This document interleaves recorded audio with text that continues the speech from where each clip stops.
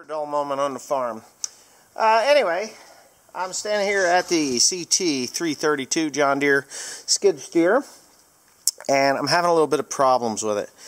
Nothing really earth-shattering or anything. I did some work to the exhaust system this morning. I deleted the muffler. The muffler is fine as far as function, but what it mounted to was this big heavy plate of steel that the tabs had broken off and it had sheared the bolts off inside the head. And honestly, this is a turbocharged 5-cylinder diesel motor, and I didn't think that it needed a muffler to begin with. And to drill and tap the head, you almost have to remove the engine to do the job. So I figured, you know what, I'm just going to delete the thing. So that's what I did. I deleted that, but I have the real problem, and the real reason for bringing this thing in here is because of an oil leak that I have down here behind this heavy sprocket, or this planetary drive unit. Now, what I did notice after I cleaned all the dirt and stuff off of it is that that plate, there's a plate there, and it has gotten bent. And it is bent in a position, and what I think has happened is it's actually bent up against the supply lines that go into the drive motor for the planetary. And if that be the case, it is hydraulic oil that's leaking, by the way. It's not just, you know, it's not gear oil. So what I got to do is I have to remove the track. I have to remove the track. So what I've done already is I've taken a little plate there off, and it takes a 7/8 inch socket with an extension, and then you pull this little gizmo out of there, which is a check valve style thing that goes into a hydraulic cylinder for your track tensioner. Now, I have done this before, and it's a pain in the ass. But what you do is you take a block of wood, you put it up against whatever, whether it's the bucket or whatever, and you just simply drive forward, and that will squirt the grease out of the machine and onto the ground, making a ginormous mess for someone to clean up, i.e. Tim. But anyway, I figured I should probably film it, and I'm going to do that now. So, watch yourself.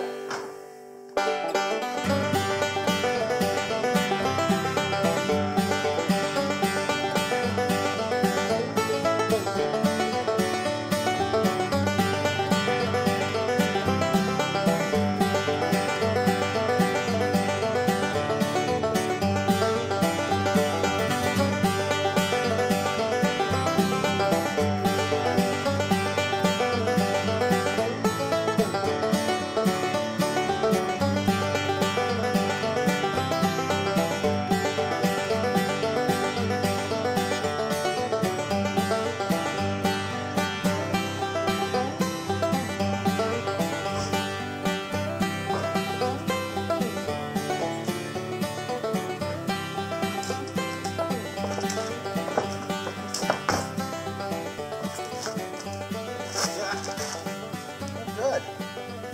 Cool. What I really have to do is dry you off of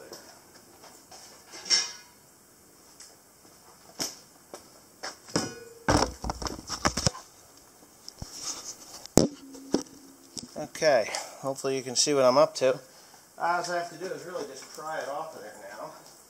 That shouldn't be too hard. Or it's going to be extremely hard.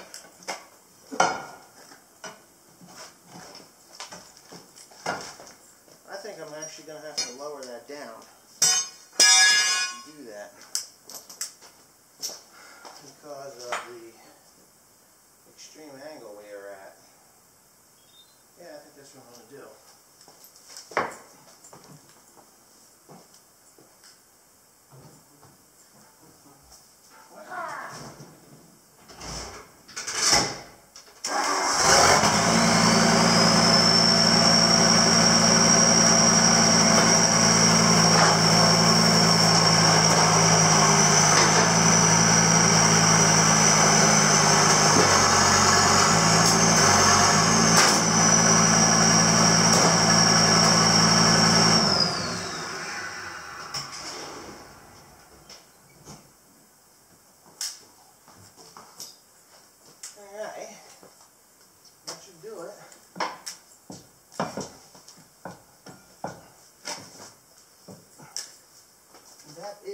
exactly what I did.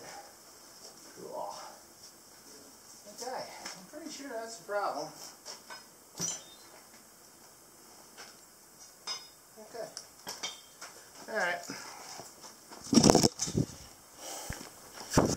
Okay, now that I got the thing off and out of the way a little bit, no matter how hard you clean these things, there's always an issue.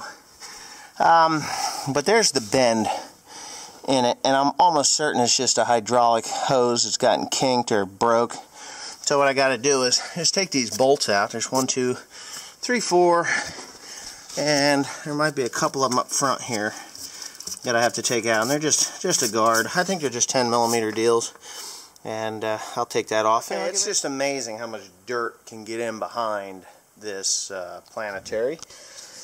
I just wanted to say that because it's amazing. Look at it all down there. Now, I had this thing perfectly clean before I went ahead and tore it apart, and I did manage to twist one of the nuts off, the bolts off right there. That thing got bent. But anyway, I did figure out what the issue is, and it's right there where that electronic sensor goes in there. That electronic sensor is leaking. So, it's not too difficult of a job if I can just get an Allen wrench in there, or I'm pretty sure it's Allen. Might be Torx, but I'm pretty sure it's Allen, but it's full of crud. So I'm going to have to dig out the dirt from the head of that thing and see if I can go ahead and remove that sensor, because I'm sure there's just an O-ring or a facing or something on there.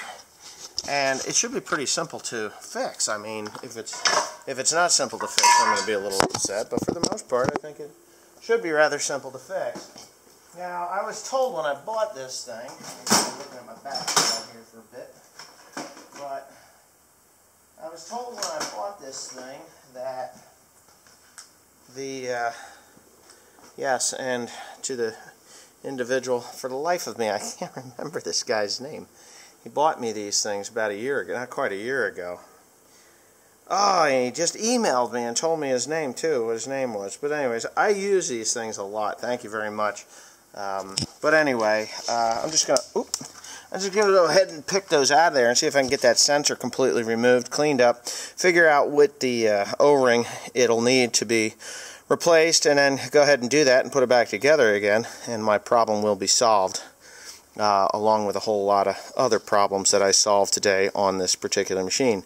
This machine has run for me since 2011, pretty much flawless other than a fire that I had. But I don't know why there was a fire. There was just a fire. It was electric and a fuel leak, and that's what caused the fire. I didn't catch it on film, thank God.